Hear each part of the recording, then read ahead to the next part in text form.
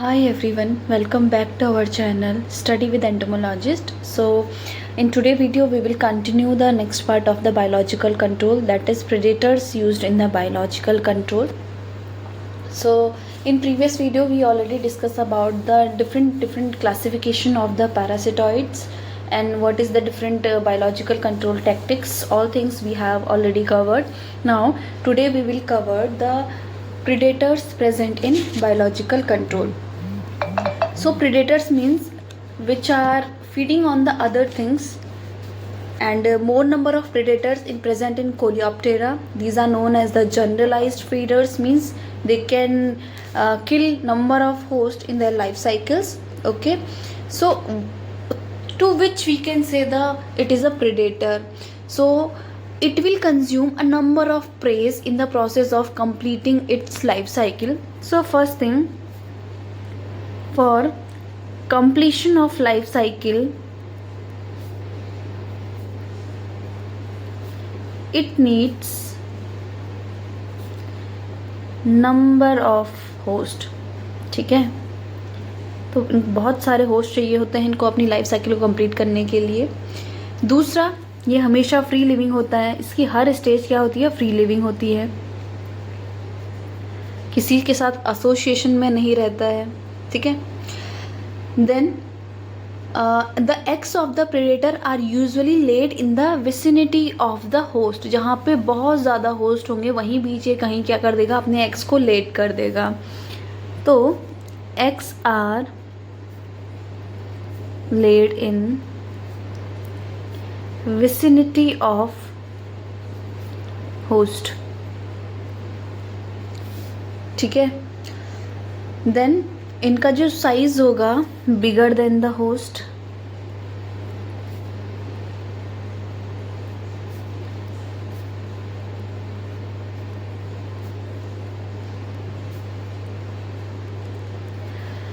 Size host से बड़ा क्यों होना चाहिए? क्योंकि अगर ये सेम साइज के हुए तो इनमें फाइटिंग होगी तो ये जीत नहीं पाएगा. इसीलिए इसको अपना साइज बड़ा करना होता है, सो दैट ये अपने प्रे को इजीली क्या कर पाए? हंट कर पाए. ठीक है. कुछ प्रेडेटर्स ऐसे भी होते हैं जो दोनों स्टेजेस में क्या होते हैं? कार्निवोरस होते हैं. लाइक अपने लार्वल या ग्रब स्टेज में भी और मैच्योर स्टेज में भी.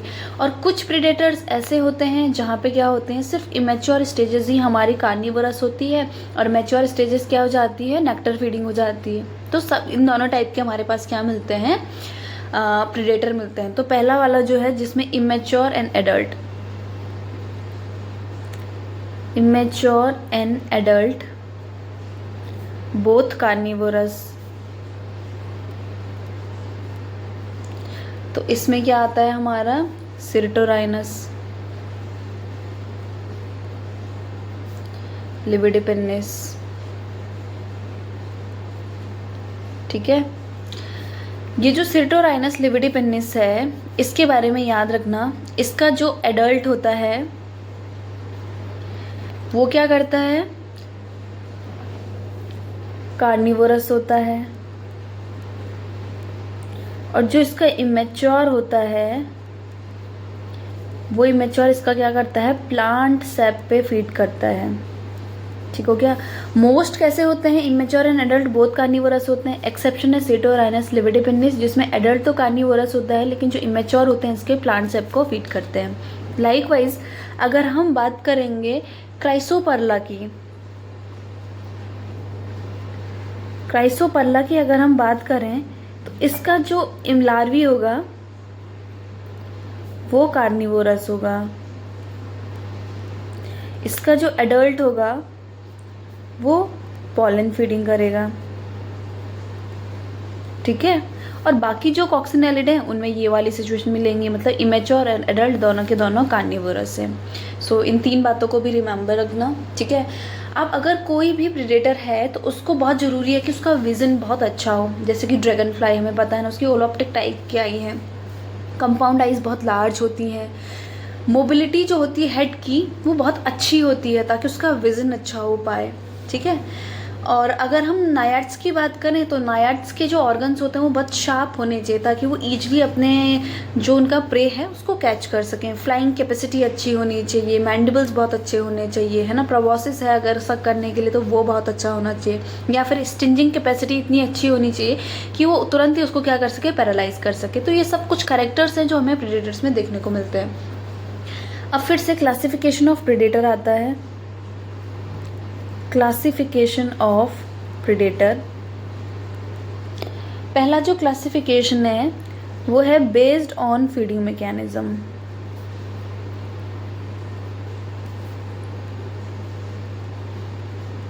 ठीक है, तो इसमें पहले जो क्या करते हैं, जिनके पास च्यूइंग माउथ पार्ट्स हैं और ये अपने जो हमारा जो उसका अपना प्रे होगा उसको च्यू अप करेगा और पूरा स्वेलो कर जाएगा, जैसे कि कॉक्सिनेलिड्स होते हैं, ठीक है, सिसिंडेलिड्स होते हैं, इन सब के पास च्यूइंग माउथ पार्ट होते हैं। तो इसमें है च्यूइंग प्रेडेटर्स,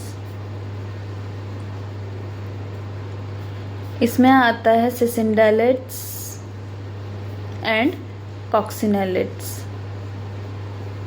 ठीक है, फिर इसी के अंदर दूसरा टाइप आता है जिनके पास क्या होते हैं, पियर्सिंग एंड सकिंग टाइप के माउथ पार्ट होते हैं।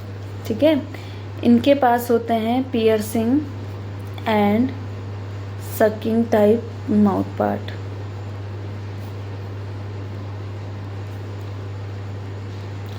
ये अपने प्रे की बॉडी से पूरा कंटेंट सक आउट कर लेंगे। और ये जो सकिंग टाइप वाले होते हैं इनके पास कैरेक्टरिस्टिक्स क्या होता है, पावरफुल लाइजिंग एंजाइम होता है इनके पास। ठीक है, ताकि ये ईजिली उसकी गट वॉल को डिग्रेड कर सकें। टॉक्सिन्स होते हैं, क्योंकि इनको सक करना, अब उन्हें मारना तो नहीं है, धीरे धीरे सक करना है, तो इनके पास क्या होता है, टॉक्सिन्स भी होते हैं। ठीक है, जिन टॉक्सिन से ये अपने प्रे को क्या करेगा, इमोबिलाइज करेगा। तो टॉक्सिन्स होंगे और लाइजिंग एंजाइम्स होंगे। एग्जाम्पल है इसका, बेस्ट एग्जाम्पल क्या होता है, सिरफिड। ठीक है, सिरफिड्स का दूसरा नाम होवरफ्लाई है और ये एफिड्स पे फीड करते हैं और साथ ही ये पॉलिनेटर्स भी हैं हमारी। तो याद रखना, ऑन द फीडिंग मैकेनिज्म के बेसिस पे दो टाइप के प्रेडेटर प्रेजेंट हैं, च्यूइंग प्रेडेटर होता है, piercing and sucking type mouth parts वाले प्रेडेटर होते हैं। दूसरा जो इनका क्लासिफिकेशन है वो बेस्ड ऑन होस्ट रेंज है। बेस्ड ऑन होस्ट रेंज पहला क्या होता है, मोनोफेगस होता है। ठीक है, दूसरा आता है ओलिगोफेगस और तीसरा आता है पॉली। ऑलरेडी हमने डिस्कस किया था, ओलिगो को स्टेनोफेगस भी कहा जाता है एंड पॉली को यूरीफेगस भी कहा जाता है। ठीक है, यूरी मतलब वाइडर रेंज, स्टेनो मतलब क्या होता है, जिसकी बहुत नैरोअर रेंज है। ठीक, मोनो मतलब स्पेशलाइज्ड प्रेडेटर होंगे, सिर्फ एक टाइप की ही प्रे पे फीड करते होंगे। एग्जाम्पल है हमारा डेफिया एफिडिवोरा।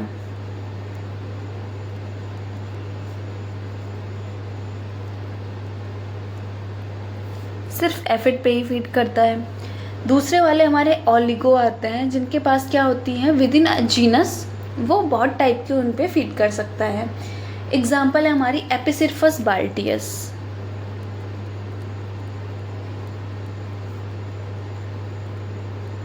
ठीक है, एक ही जीनस के अंदर बहुत सारे स्पीसीज पे फीड कर सकता है।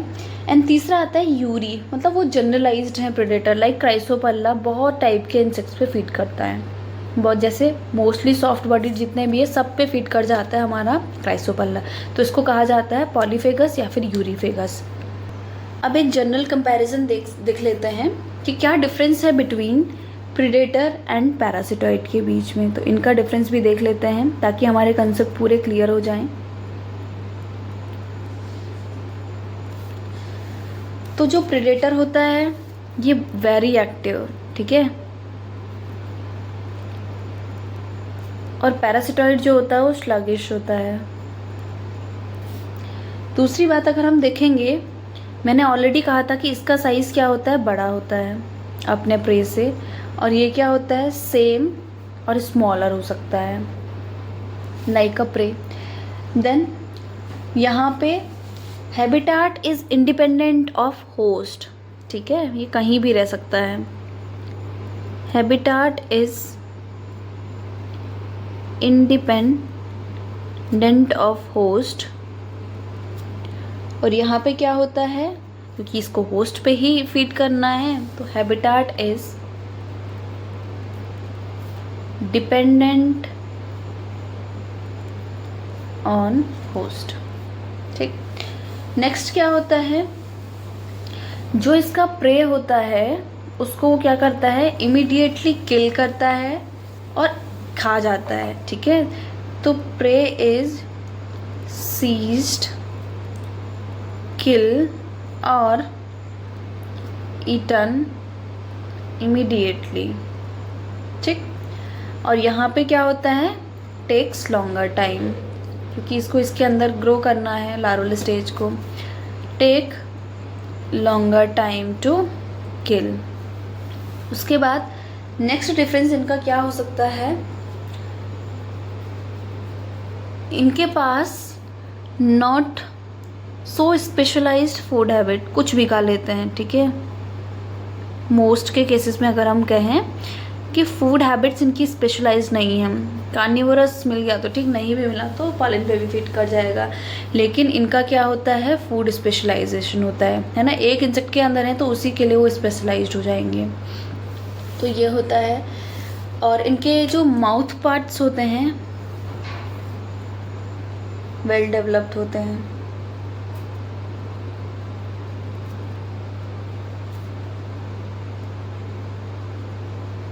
इनको तो गट कंटेंट पे फीड करना है, तो नॉट वेल डेवलप्ड। और लास्ट इनका क्या होता है, ये ओविपोजिटर जो होता है इनका स्पेशलाइज नहीं होता है, क्योंकि इनको कहीं भी ये एग को प्रोडक्शन कर सकते हैं। Ovipositor not so specialized, but जो पैरासिटाइट्स होते हैं उनको अपने होस्ट के अंदर क्या करने होते हैं, एग ले करने होते हैं, इसीलिए इनका ओविपोजिटर क्या होता है, स्पेशलाइज्ड होता है, और हम कह सकते हैं कि वेल डेवलप्ड हो सकते हैं। तो ये कुछ डिफरेंस हैं प्रेडेटर और पैरासिटाइट के बीच में। और एक लास्ट क्या हो सकता है कि ये हमेशा फ्री लिविंग रहता है, मतलब कोई भी स्टेजेस जो हमारी प्रेडेटर की हैं वो अपने प्रे के साथ एसोसिएटेड नहीं है, जाएगा खाएगा मारेगा आएगा।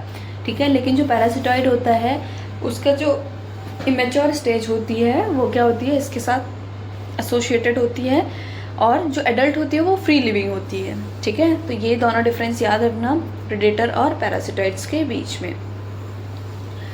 अब बात आती है कि ये जो प्रेडेटर और पैरासिटॉइड्स हैं वो क्या कर रहे हैं, नंबर ऑफ इंसेक्ट्स पे फीड कर रहे हैं जिनको हम प्रे कह रहे हैं, है ना। अब इनका कुछ टाइप का रिस्पॉन्स आता है। ठीक, तो अगर हम बायो कंट्रोल की और साइंटिफिक अगर लैंग्वेज में उसे देखें तो ऐसे रिस्पॉन्स को क्या कहा जाता है, फंक्शनल या फिर न्यूमेरिकल रिस्पॉन्स इसको कहा जाता है। ठीक है, तो ये दिखाते हैं दो टाइप के response.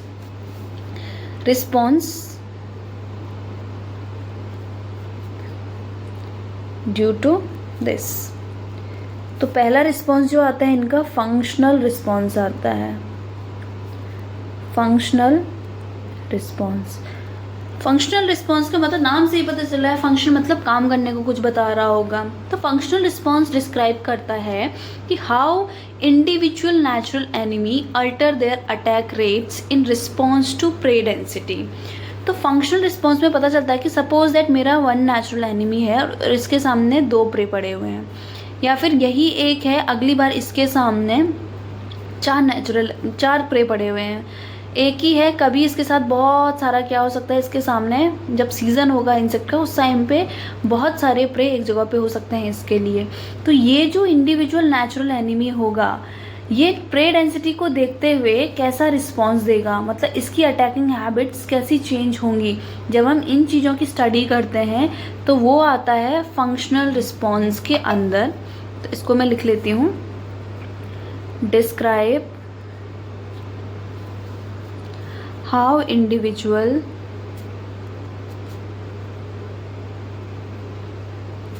Natural enemy alter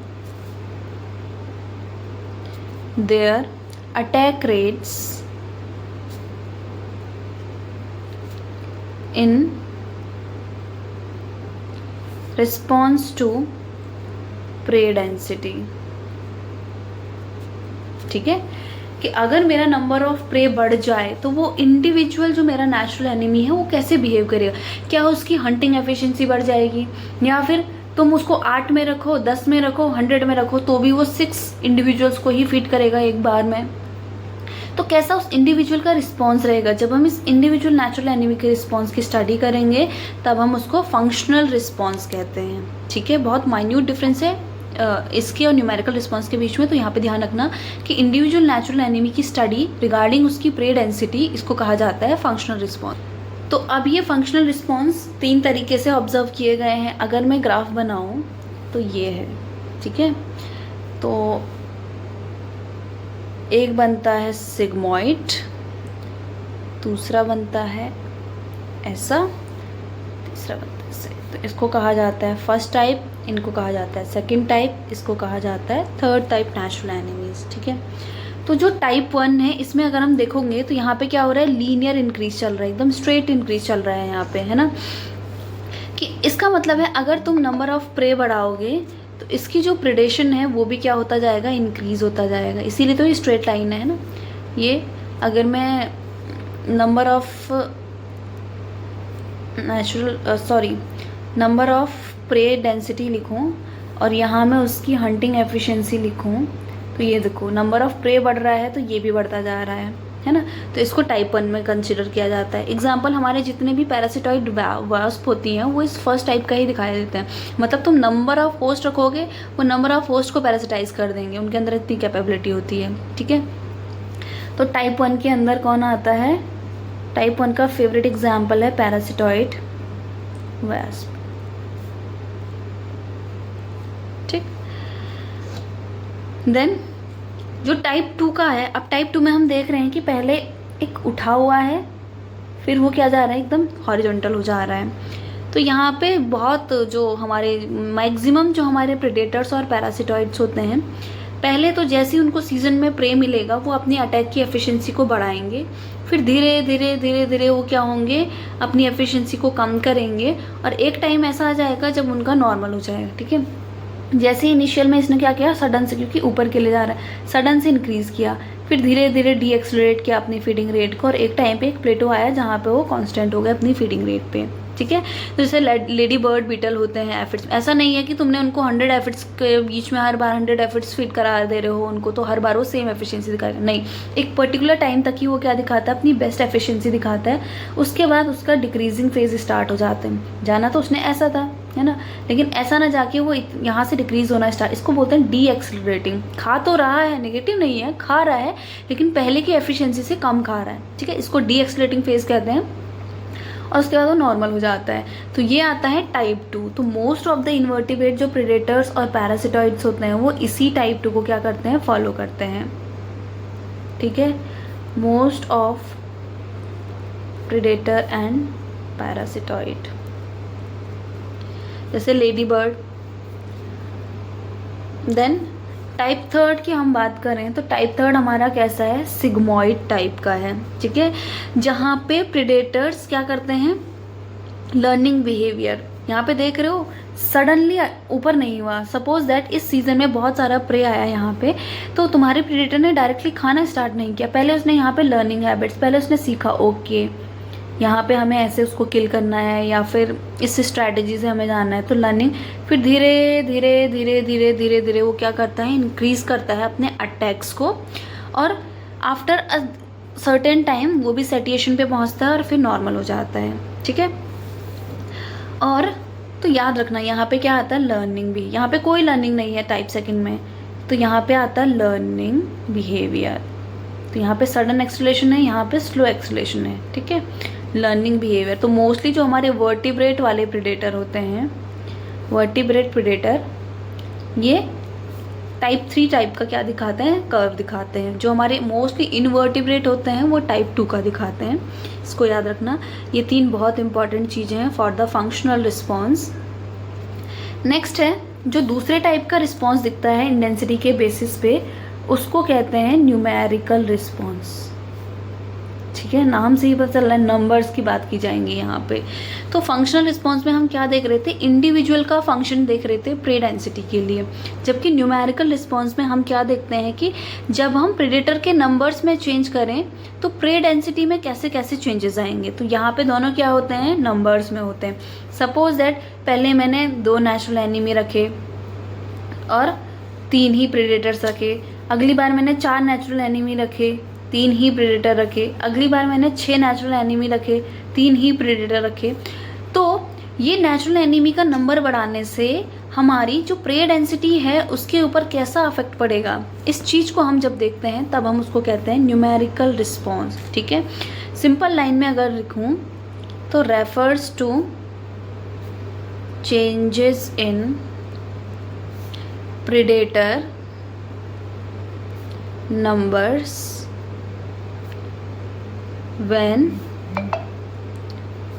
prey density change, refer to changes in predator number when the prey density change। ठीक है, तो कैसा कैसा उनके अपने नंबर्स में चेंज करते हैं वो, इस चीज़ को जब हम एग्जामाइन करते हैं या फिर स्टडी करते हैं उसको न्यूमेरिकल रिस्पॉन्स कहा जाता है। अब कैसे कैसे यहाँ पे काम करेंगे, तो हो सकता है कि अगर प्रे वहाँ पे बहुत सारा हो, प्रेडेटर्स को बहुत ज़्यादा खाना मिल जाए तो वो भी अपना नंबर बढ़ा सकते हैं, है ना। हो सकता है कि जब इनको बहुत सारा प्रे मिले तो वहाँ पे अपने बहुत सारे ऑफ स्प्रिंग्स को लेकर आएँ तो पॉपुलेशन भी वहाँ पे इंक्रीज़ कर जाएगी, या फिर रिप्रोडक्शन ड्रॉप हो जाएगा, सर्वाइवल डिक्रीज हो जाएगा और प्रेडेटर पॉपुलेशन डिक्लाइंस हो जाएंगी तो प्रे डेंसिटी वहाँ पे इंक्रीज़ कर जाएगी। तो इनको कहा जाता है डेमोग्राफिक रिस्पॉन्स। तो न्यूमेरिकल रिस्पॉन्स को फिर से 2 कैटेगरी में किया गया है। फर्स्ट है डेमोग्राफी। डेमोग्राफी में क्या चेंज हो रहा है इसको हम यहाँ पढ़ेंगे। ठीक है, डेमोग्राफिक रिस्पॉन्स में हम देखते हैं कि मोर ऑफ स्प्रिंग्स, अगर प्रेडेटर डेंसिटी, अगर प्रे डेंसिटी ज़्यादा है तो प्रेडेटर भी ज़्यादा से ज़्यादा रिप्रोडक्शन करेगा वहाँ पे। ठीक है, अब उसके बाद अगर प्रे डिक्रीज़ हो जाएगा तो इनका भी पॉपुलेशन डिक्लाइन कर जाएगा। ठीक है, एक तो ये आता है। दूसरे जो रिस्पॉन्स आते हैं न्यूमेरिकल में वो एग्रीगेशनल्स आते हैं। एग्रीगेशनल रिस्पॉन्स मतलब स्पेस के बेसिस पे रिस्पॉन्स आते हैं यहाँ पे। ठीक है, डेमोग्राफिक का मतलब होता है उनकी रिप्रोडक्शन रेट में कैसा चेंज कर रहा है, और एग्रीगेशनल में क्या होता है, स्पेशियल रीडिस्ट्रीब्यूशन कैसे करेंगे उस टाइम पे। ठीक है, जब इस वाले डिस्ट्रीब्यूशन, जब इस वाले चेंज को देखेंगे तब हम एग्रीगेशनल रिस्पॉन्स की बात करेंगे न्यूमेरिकल के अंदर। तो एग्रीगेशनल रिस्पॉन्स में क्या होता है कि predator sense where prey is abundant migrate gather और कॉन्क्रीट हो सकते हैं, कि प्रे अगर वहाँ पे ज़्यादा है तो प्रेडेटर भी क्या करेगा, कॉन्ग्रीगेट होगा। ठीक है, उस प्लेस पे, तो जिसकी वजह से प्रेडेटर डेंसिटी इंक्रीज करेगी क्विकली। रिप्रोडक्शन की वजह से नहीं बल्कि मूवमेंट की वजह से यहाँ पे क्या हो रहा है, प्रेडेटर की डेंसिटी इंक्रीज हो रही है, इसीलिए इसको एग्रीगेशनल टाइप का रिस्पॉन्स देखेंगे। तो जब भी तुम्हें न्यूमेरिकल रिस्पॉन्स की स्टडी करनी हो तो हम इन दोनों रिस्पॉन्स पे क्या करते हैं, फोकस करते हैं कि इधर उसकी रिप्रोडक्शन की वजह से वहाँ पे प्रेडेटर डेंसिटी इंक्रीज हो रही है, या फिर कहीं और से वो कहीं और आए हैं जिस मूवमेंट की वजह से वहाँ पे प्रेडेटर डेंसिटी इंक्रीज हो रही है। तो ये दोनों फैक्टर को हमें कंसीडर करना होता है न्यूमेरिकल रिस्पॉन्स को देखते हुए। ठीक है, तो ये दो बहुत इंपॉर्टेंट रिस्पॉन्स आते हैं इन प्रेडेटर और प्रे की एफिशिएंसी में।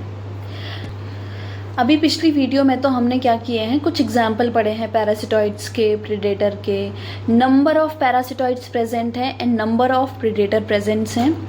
तो इनकी मैं क्या करूँगी, आप लोगों को लिस्ट प्रोवाइड कर लूँगी एक बार, तो आप लोग इनको पढ़ना, याद करना, क्योंकि वो बहुत इंपॉर्टेंट होते हैं। और इतना कंटेंट अगर आपने पढ़ लिया तो आप क्या कर लोगे, एंटोमोलॉजी की मोस्ट ऑफ द बुक्स को आप कवर कर लोगे, तो आपको किसी और बुक्स को पढ़ने की ज़रूरत नहीं है इन नोट्स को लेने के बाद। ठीक है, तो ये मोर देन सफिशिएंट है किसी भी कॉम्पिटिटिव एग्जाम के लिए, JRF हो, SRF हो, एग्रीकल्चर का कोई एग्जाम हो, कुछ भी, क्योंकि यही क्वेश्चंस क्या होते हैं, मोस्ट इंपॉर्टेंट क्वेश्चंस, और यही कंसेप्ट हैं जो मोस्ट आस्क्ड कंसेप्ट भी होते हैं किसी भी कॉम्पिटिटिव एग्जाम में।